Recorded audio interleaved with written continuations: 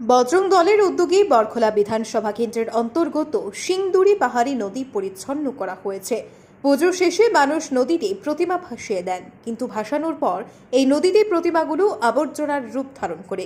কিছুদিন পূর্বেও এই পাহাড়ি নদীতে আবর্জনার জন্য অকাল বন্যা দেখা দিয়েছিল।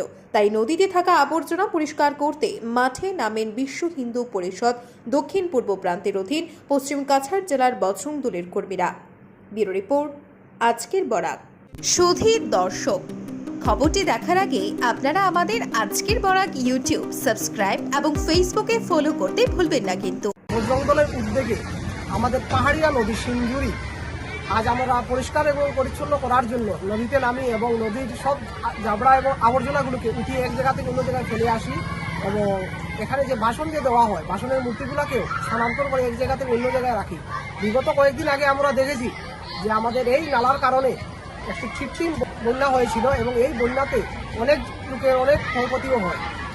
আমরা যদি আজ থেকে এই নালাকে পরিষ্কার পরিচ্ছন্ন না রাখি তাহলে আমাদের ভবিষ্যতে আরও এই ধরনের কৃত্রিম বন্যা দেখতে হবে। তাই আমরা এই নালাটিকে পরিষ্কার এবং পরিচ্ছন্ন করার জন্য আজ এখানে নামি এবং সবাইকে বলতে চাই যাতে এই নালাতে বর্জ্য পদার্থ আমরা যাতে না ফেলি এবং এই নালাকে যতটুকু সম্ভব আমরা পরিষ্কার এবং পরিচ্ছন্ন রাখি। ধন্যবাদ।